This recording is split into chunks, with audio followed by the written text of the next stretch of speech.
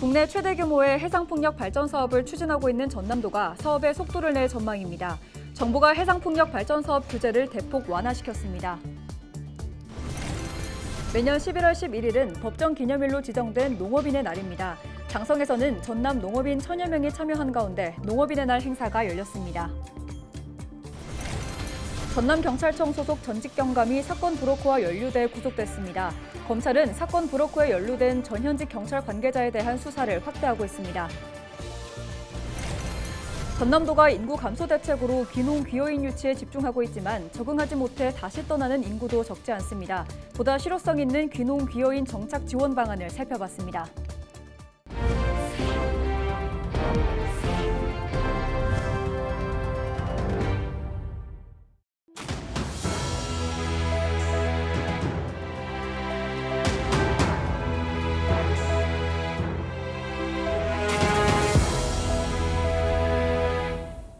시청자 여러분 안녕하십니까? 헬로티비 전남뉴스입니다. 국내 최대 규모의 해상풍력 발전 사업을 추진하고 있는 전남도가 사업에 속도를 낼 전망입니다. 해양수산부가 해상풍력 발전 사업의 규제들을 대폭 완화하기로 결정했기 때문인데요. 자세한 내용 서경 기자가 취재했습니다.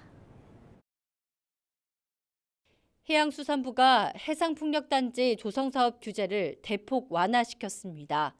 대표적인 규제로 여겨졌던 습지보호구역 송전솔로 설치 등 3가지 문제가 해결될 전망입니다.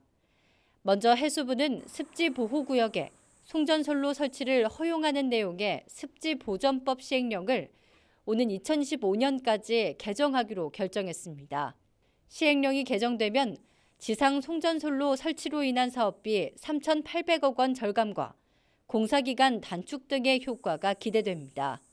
이와 더불어 지방 공기업의 타법인 출자 한도도 확대됩니다. 기존 자본금 10%에서 25%까지 한도가 늘어난 겁니다. 전남개발공사의 해상풍력 사업 출자액도 기존 200억 원에서 780억 원까지 늘어나 적극적인 투자 발판이 마련됐습니다. 뿐만 아니라 해상풍력 발전기 높이 제한 규제도 풀릴 것으로 예상됩니다. 국방부 공군 규정상 해상풍력 발전기 높이를 152m로 제한하고 있는데 효율을 높이려면 발전기의 높이가 300m 이상 돼야 하는 상황. 현재 산업부와 국방부의 의뢰로 용역이 진행되고 있는데 올 연말쯤 결과가 나올 전망입니다. 결국 제거하는 발판을 마련했습니다.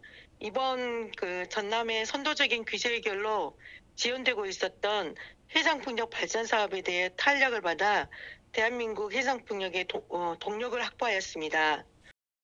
전남도는 전체 30기가와트급 해상풍력 발전단지 조성 사업을 추진하고 있습니다. 단일 규모로는 최대인 진도 8.2기가와트급 발전단지 조성뿐만 아니라 여수와 영광 등 7개 시군에서 사업이 동시에 진행되고 있는 겁니다. 우리나라 전체 해상풍력 사업 허가량의 59%가 전남에서 진행되고 있습니다. 국내 해상풍력 사업 선도지역으로 꼽히는 만큼 전 세계 각국의 재생에너지 기업의 투자 의향도 잇따르고 있는 상황. 전남도는 우선 1단계 사업으로 12개 발전단지 4.1기가와트 신안 해상풍력 집적화단지 신청 절차에 돌입했습니다. 전남도는 해상풍력 사업을 추진하려면 정부 10개 부처 29개 법령에 각종 인허가가 필요하다고 밝혔습니다. 인허가 때문에 사업이 지연되는 문제가 큰 만큼 정부의 컨트롤 타워 필요성을 제기했습니다. 평균 인허가 기간은 5, 6년 정도 소요되고요. 해상풍력 보급 확대를 위해서는 인허가 기간 단축과 각종 제도 개선을 위한 해상풍력 컨트롤 타워가 필요합니다.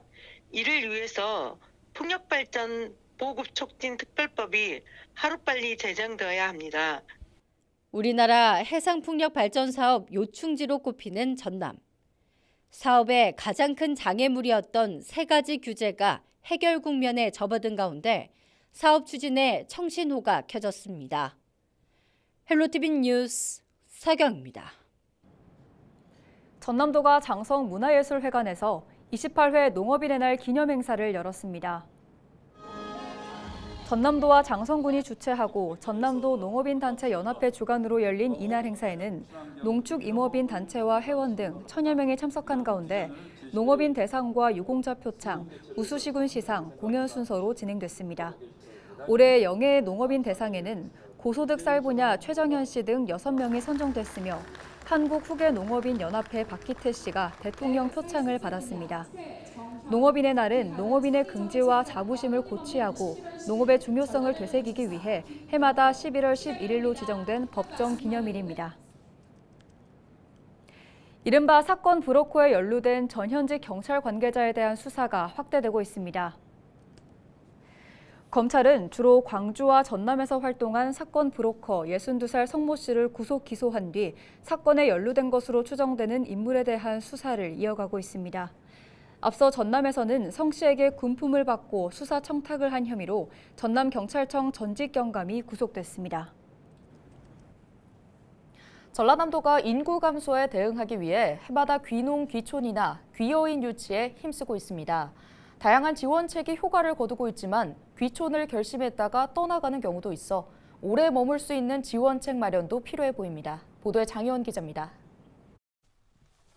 전남 해남에서 시설하우스를 운영하고 있는 김경진 씨. 6년 전 귀농을 결심하고 고향에서 농촌 생활을 이어가고 있습니다. 도시에서 월급제기로 지내다가 농사가 더 경쟁력이 있을 거라고 판단한 겁니다. 이제는 어엿한 청년 농부로 살고 있지만 귀농인에 대한 정책에 대해서는 아쉬움을 나타냈습니다.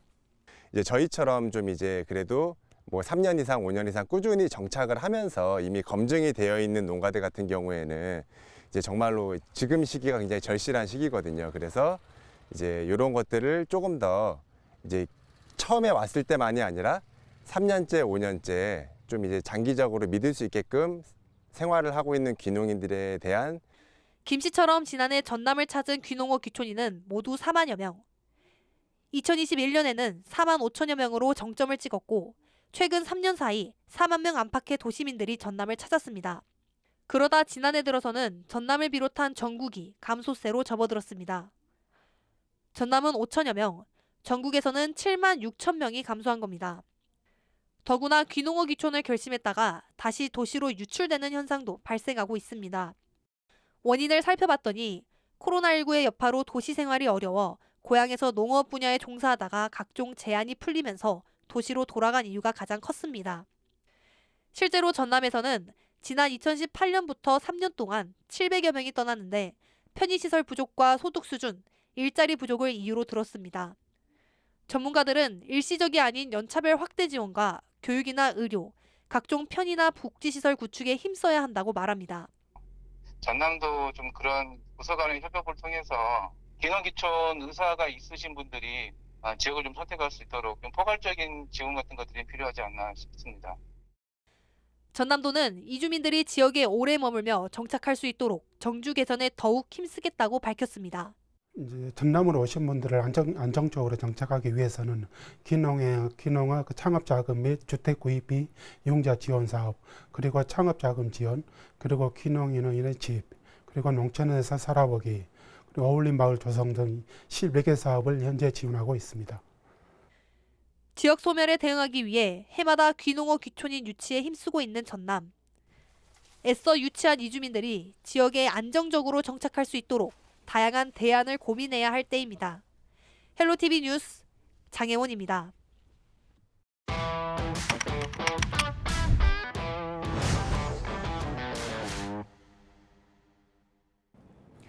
국내 대표 사과, 이주혜 아나운서는 사과하면 어디가 떠오르세요?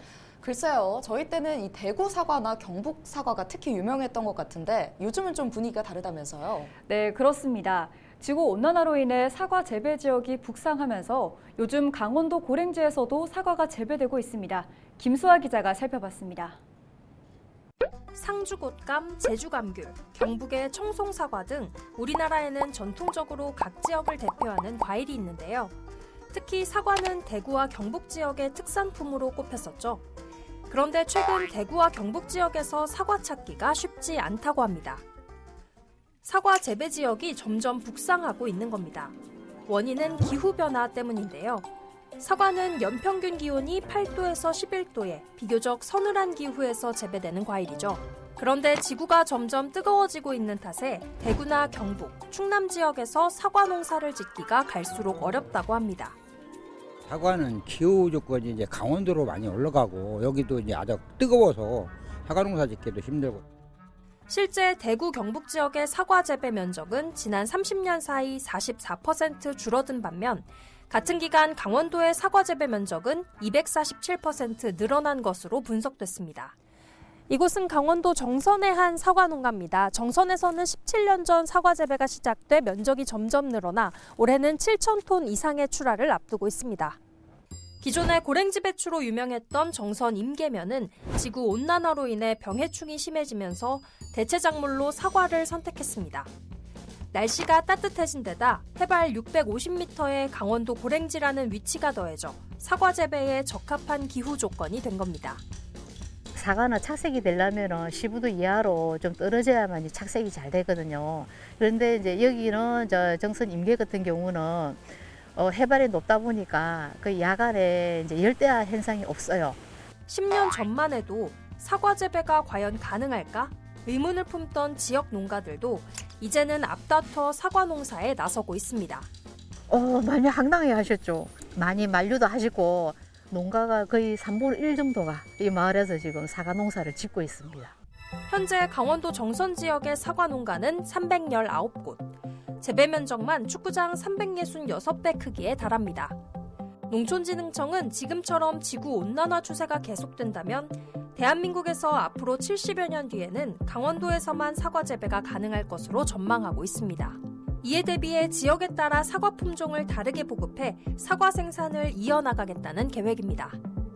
기상 환경에 따라 착색이 어렵고 그리고 작업 환경에 따라서 노동력이 또 많이 줄어들었기 때문에 착색 관리가 필요가 없는 노란색 가피의 사과를 개발하였고요. 경북 지역에 지금 군위 지역에서 그 골든볼을 전문 생산 단지로 해서 2025년까지 5헥타 계획으로 지구온난화 시대를 넘어 지구가 펄펄 끓고 있는 시대라고 하죠.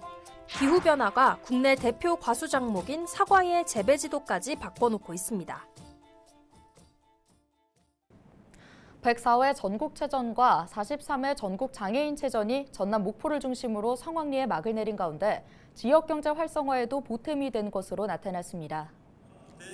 목포시는 체전이 진행되는 동안 지역 숙박시설 240여 곳의 객실 7,100여 곳이 가득 찼고 항구축제와 문화제 야행, 목포 해상 W쇼 등 다채로운 문화 행사를 선보여 도시에 활력을 불어넣었다고 자평했습니다. 그러면서 목포는 개항 이래 처음으로 전국 단위 행사가 치러진 가운데 시민들의 협조와 봉사활동, 자발적인 참여가 큰 힘이 됐다며 감사하다는 뜻을 전했습니다. 목포시가 무단투기 과태료 부과와 관련된 관공서 사칭 문자가 돌고 있는 만큼 각별한 주의를 당부하고 나섰습니다. 목포시는 일부 시민들에게 과태료나 벌과금이 부과된 것처럼 관공서를 사칭한 뒤 결제가 이루어지도록 하는 문자 메시지가 발송되고 있어 링크를 클릭해서는 안 된다고 조언했습니다. 주요 피해 사례를 보면 쓰레기 무단투기 등이 단속됐으니 과태료를 조회하라는 내용이 담겼고 첨부된 주소창을 열어봤다가 소액 결제나 정보가 유출된 것으로 나타났습니다. 목포시는 보이스피싱이나 사칭 메시지가 의심될 경우 110 정부 민원 안내 콜센터에 신고해달라고 당부했습니다. 전남 영암에서 시종면 출신인 김현재 K삼훈그룹 회장의 공적을 기념하는 행사가 진행됐습니다. 영암구는 10일 영암향교에서 태산 삼척 김공현재 회장의 공적비 제막식을 갖고 지역 발전을 위해 헌신한 노고를 기렸습니다. 김 회장은 앞서 소년소녀 가장과 결식아동 3천여 명에게 장학금을 전달하고 영암향교 부지 매입 성금 5억 2천만 원, 영암향교 경서학원 설립 성금 6천만 원 기탁 등 지역사회 발전과 불우이웃을 위해 나눔을 실천했습니다. 영암군에서 이번에 향교에서 나한테 굉장히 큰 책임을 더 준 것 같아요. 그래서 앞으로도 더 열심히 내 힘 닿는 데까지 노력하겠습니다.